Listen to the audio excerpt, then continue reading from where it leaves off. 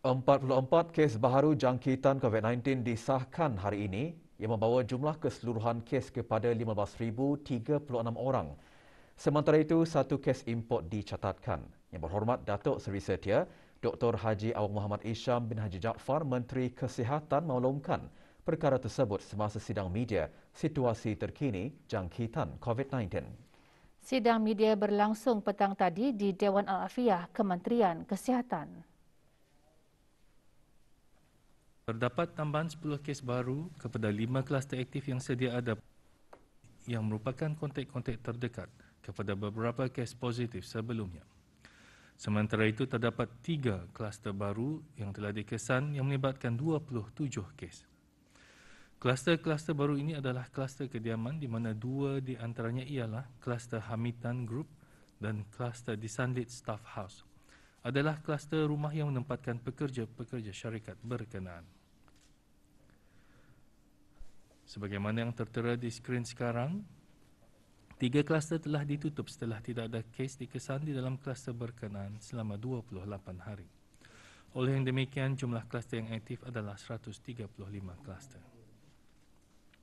Manakala, terdapat 6 kes baru yang masih dalam siasatan bagi mengenal pasti sumber jangkitan. 45 kes telah disahkan sembuh yang membawa jumlah kes yang sembuh di negara Brunei Darussalam kepada 14,412 kes. Manakala, kes aktif ialah sebanyak 525 kes. Di kalangan kes-kes yang sedang ada dalam rawatan sekarang, 4 kes adalah dalam kategori 5 dan sedang dirawat di unit rawatan intensif. Kesemua mereka memerlukan bantuan mesin pernafasan ataupun artificial ventilation dengan 1 kes memerlukan bantuan mesin tambahan hadlang mesin ataupun ECMO. Sementara itu, tidak ada kes lain dikategorikan dalam kategori 4, iaitu yang di bawah pemantauan rapi dan memerlukan bantuan oksigen. Dalam tempoh 24 jam yang lalu, sebanyak 5,083 sampel telah diuji bagi virus SARS-CoV-2 yang membawa jumlah keseluruhan ujian makmal dijalankan sejak Januari 2020 kepada 612,963 ujian. 80.1% daripada penduduk negara telah menerima 2 dos vaksin. Menteri Kesihatan mengongsikan perkara tersebut dalam sidang media yang sama. Manakala 93.7% daripada jumlah penduduk negara pula telah menerima 1 dos vaksin. Dalam pada itu, Kementerian Kesihatan memaklumkan bahawa perkhidmatan klinik vaksinasi COVID-19 bergerak akan dijalankan seperti berikut. Klinik Kesihatan Kampung Bolkiah pada hari Selasa 30 November 2021 dari jam 9.30 pagi hingga 2.30 petang, khusus bagi penduduk Kampung Bolkiah A dan B dan kawasan persekitaran di Mukim Sungai Kebun yang telah dijadualkan untuk menerima suntikan vaksin dos kedua. Klinik vaksinasi juga dibukakan untuk penduduk kampung yang berumur 18 tahun ke atas dan belum lagi menerima suntikan vaksin COVID-19. Penduduk setempat yang ingin mendapatkan suntikan COVID-19 bolehlah datang terus secara walk-in dengan membawa kad pengenalan atau pasport, kad atau nombor BRUHIMS jika ada dan kad vaksinasi COVID-19 iaitu hanya bagi mereka yang menerima suntikan dos kedua. Bagi mereka yang memerlukan bantuan kenderaan untuk dibawa ke klinik, mereka bolehlah memaklumkan kepada ketua kampung. Manakala bagi mereka yang tidak mampu untuk hadir sendiri ke pusat-pusat kesihatan berkenaan disebabkan masalah kesihatan atau kesukaran bergerak, mereka boleh mendaftar atau didaftarkan melalui ketua kampung bagi urusan vaksinasi di rumah masing-masing. Bagi operasi peralihan yang dijalankan dari jam 10 malam hingga 4 pagi, sebanyak 8 pelanggaran arahan telah dikeluarkan denda kompaun di seluruh negara, di mana 6 daripadanya adalah pelanggaran arahan untuk berada di rumah. Orang ramai dinasihatkan agar tidak terburu-buru bagi memasuki fasa endemik. Sebaliknya, beri masa yang cukup untuk pihak-pihak berkenaan, terutama Kementerian Kesihatan, bagi menilai adakah kita benar-benar bersedia memasuki fasa endemik. Nasihat tersebut disuarakan oleh Yang Berhormat Perdana Khatib Datuk Paduka Seri Setia, Ustaz Haji Awang Badruddin bin Pengarah Datuk Paduka Haji Awang Othman, Menteri Haliwal Ugama, semasa majlis malam munajat ke-11 anjuran Kementerian Haliwal Ugama semalam. Majlis diisi dengan bermunajat, beristighfar, membaca surah Yasin, berzikir, berselawat dan berdoa agar rakyat dan negara Brunei Darussalam terhindar dari segala bala bencana dan wabak COVID-19. Juga menyertai Pengiran Datuk Seri Paduka Haji Bahrom bin Pengiran Haji Bahar, Timbalan Menteri Halawal Ugama dan Yang Berhormat Awang Haji Imran bin Haji Sabtu, Ahli Majlis Mesyuarat Negara.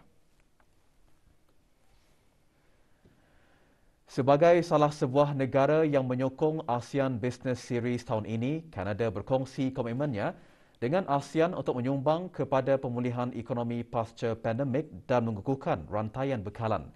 Anugerah Perniagaan ASEAN ABA memberi peluang untuk mempamerkan beberapa buah syarikat besar Kanada yang telah beroperasi di Asia Tenggara dan telah menyumbang kepada pemulihan ekonomi tempatan.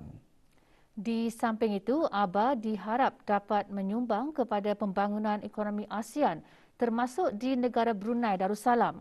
Perkara tersebut dijelaskan oleh Pesuruhjaya Tinggi Kanada ke negara Brunei Darussalam dan Wakil Mitsubishi Corporation semasa sesi temu bual secara maya mengenai anugerah tersebut.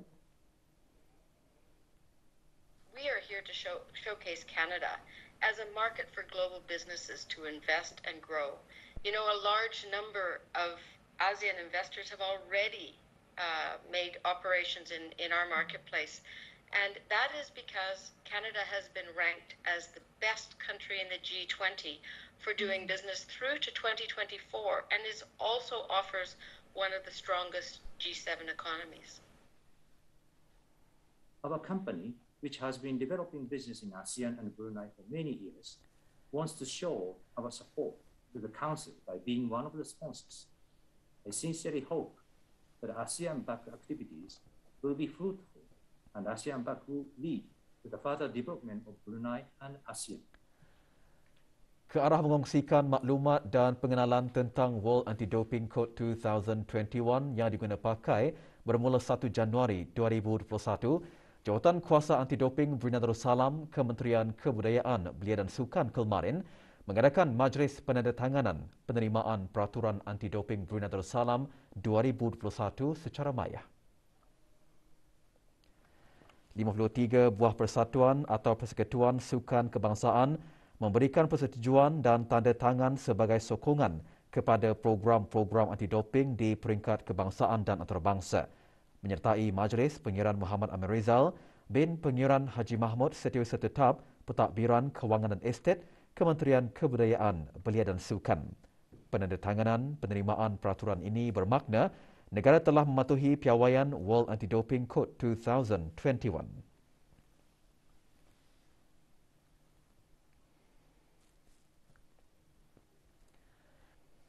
Penyebaran maklumat palsu atau tidak sahih boleh mendatangkan kesan negatif bukan sahaja kepada individu, bahkan juga kepada masyarakat dan negara.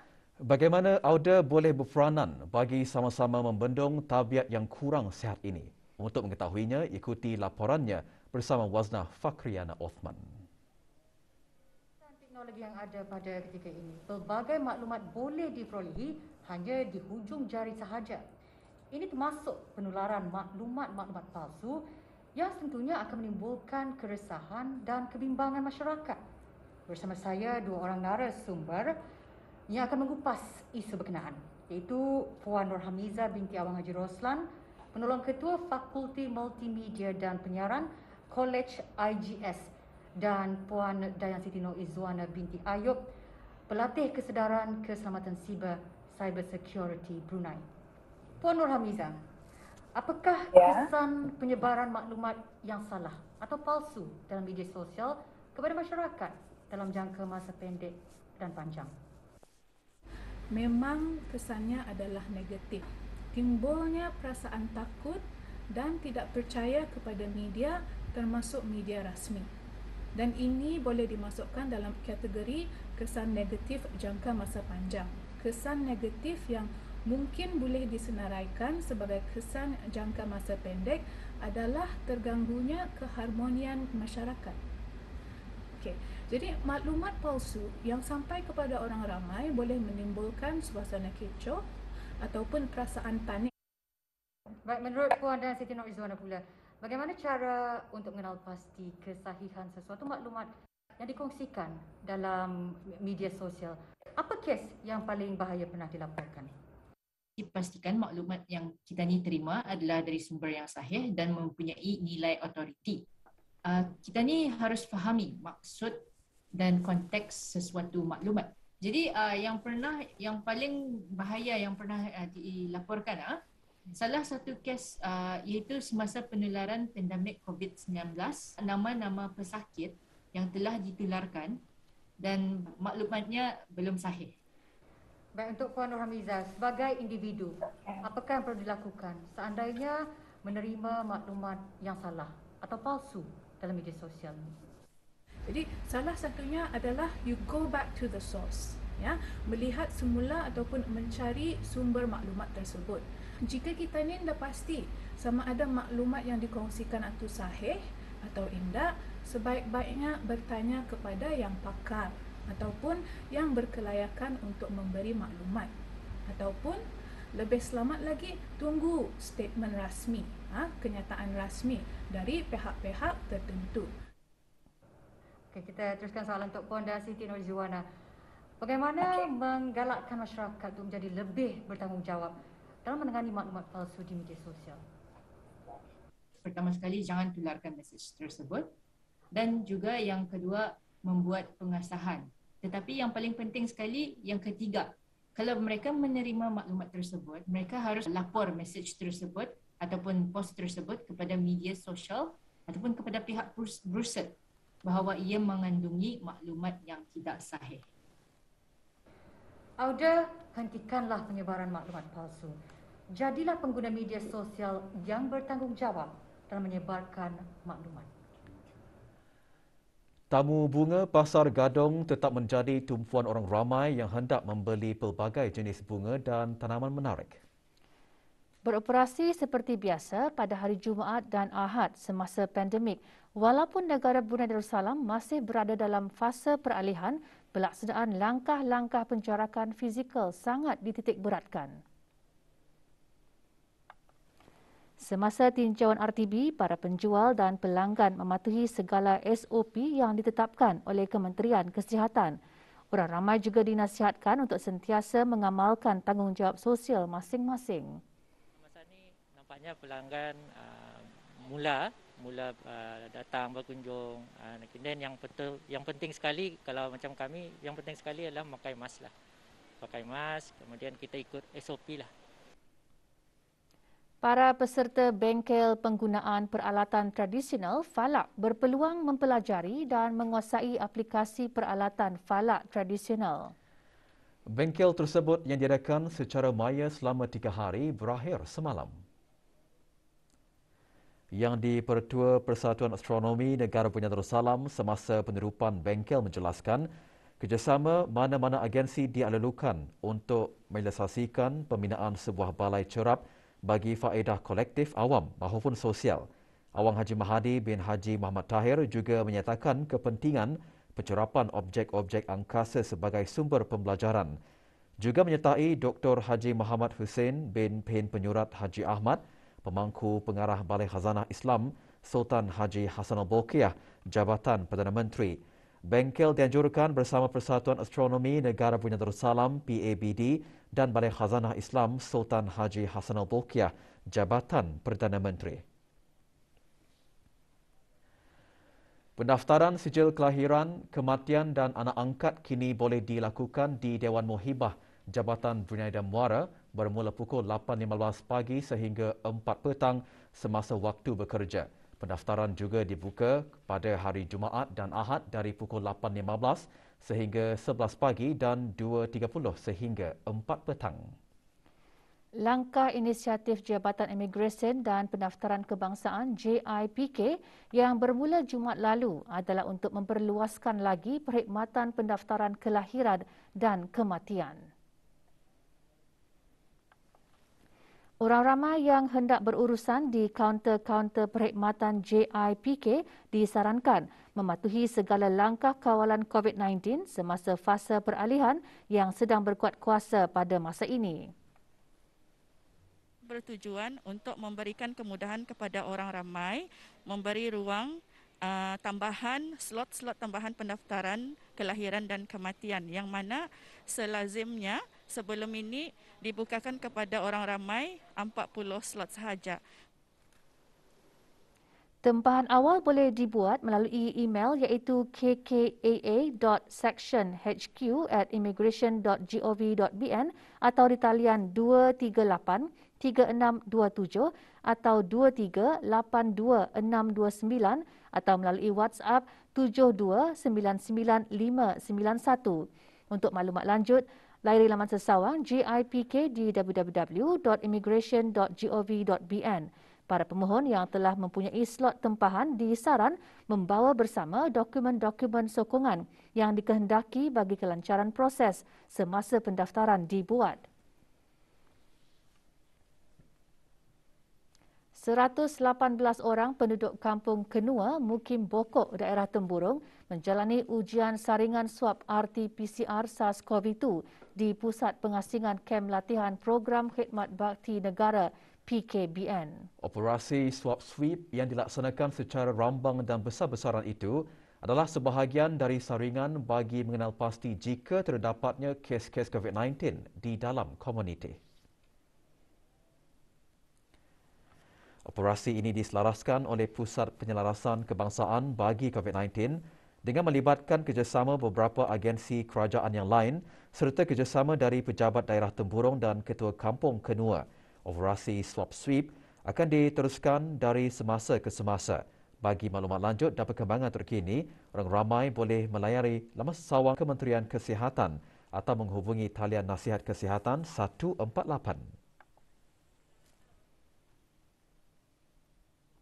Negara Brunei Darussalam sekali lagi akan menjadi tuan rumah bagi persidangan Forum Kelainan Upaya ASEAN ADF. Persidangan bakal diadakan secara maya pada 6 Disember ini. Petang tadi diadakan sidang media mengenainya di Pusat Ehsan Al-Amirah Al-Hajjah Mariam, Kampung Bengkurung. Datuk Paduka Haji Muhammad Alimin bin Haji Abdul Wahab yang dipertua Majlis Kesejahteraan Orang Kelainan Upaya MKOKU menjelaskan antara tujuan persidangan forum tersebut antaranya untuk mewakili pergerakan OKU di rantau ASEAN bagi berkongsi pandangan dan bertukar maklumat. MKOKU juga akan mengadakan majlis sambutan Hari Antarabangsa Orang Kelainan Upaya pada 3 Disember depan secara maya. Sambutan antara lain bertujuan untuk meningkatkan kesedaran dan kefahaman masyarakat tentang isu-isu berkaitan OKU. 2 buah kereta mewah dan sebuah kereta pacuan 4 roda berjaya ditemui semula selepas dilaporkan hilang dipercayai dicuri kemarin sekitar pukul 6.54 pagi. Kejadian berlaku di kedai pengedar kenderaan Ford Premier Automobil, Perindustrian Rebi, Jalan Gadong. Hasil operasi penjejakan yang dijalankan pihak pasukan polis Diraja Brunei berhasil menahan 4 suspek lelaki yang masing-masing 3 warga negara tempatan dan seorang warga asing. Siasatan awal turut mendapati beberapa barangan di kedai berkenaan turut dirosakkan dan dicuri seperti wang tunai dalam peti keselamatan. Semua barang bukti dibawa ke Balai Polis Bandar Seri Begawan bagi siasatan lanjut. Kes disiasat di bawah Seksyen 379, curi Seksyen 380, curi di dalam bangunan dan 427 kesalahan rosak barang kerana hukuman jenayah penggal 22 yang boleh membawa kepada hukuman penjara dan sebat. Agensi-agensi penguatkuasa undang-undang negara ini terus melaksanakan operasi peralihan diketuai pasukan polis di Raja Brunei. Rakyat dan penduduk negara ini disaran untuk terus mematuhi garis panduan yang telah ditetapkan kerajaan selaras dengan pelanjutan langkah-langkah pengawalan di bawah operasi peralihan sehingga 14 Disember 2021.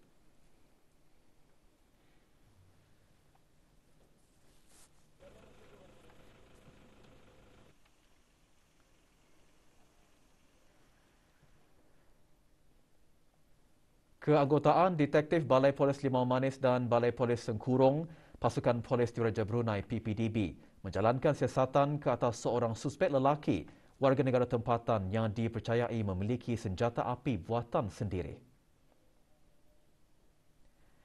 Berikutan penemuan itu, suspek berdepan kesalahan di bawah Seksyen 17-1 Akta Senjata Api dan bahan letupan penggal 58.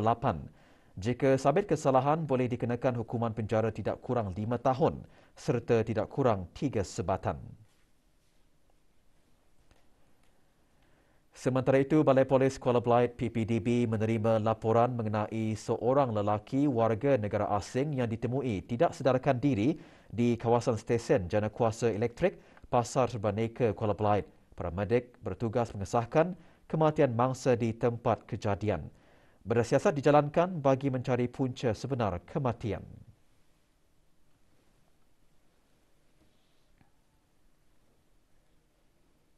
Orang ramai diseru untuk tampil menderma darah di pusat pendermaan darah atau di pusat promosi kesihatan atau di tabung-tabung darah berdekatan bagi membantu meningkatkan bekalan stok darah di negara ini dan membantu pesakit-pesakit yang memerlukan pemindahan darah. Waktu operasi bagi perkhidmatan darah di Pusat Pendermaan Darah Hospital Raja Isteri Pengiran Anak Saliha adalah hari Isnin hingga Khamis dan Sabtu 8 pagi hingga 1.30 petang. Waktu operasi perkhidmatan di Pusat Promosi Kesihatan pula 8 pagi hingga 11 pagi dan 12.30 hingga 1.30 petang. Manakala pendermaan darah di tabung darah Hospital Suri Seri Begawan Belait Isnin hingga Khamis dan Sabtu 8 pagi hingga 2.30 petang. Sementara waktu operasi bagi perkhidmatan pendermaan darah di tabung darah Hospital Pengiran Isteri Hajah Mariam Temburong akan diubah mulai Isnin 29 November 2021. Perkhidmatan beroperasi dari Isnin hingga Khamis dan Sabtu 10 pagi hingga 11.30 pagi dan 2 petang hingga 3.30 petang.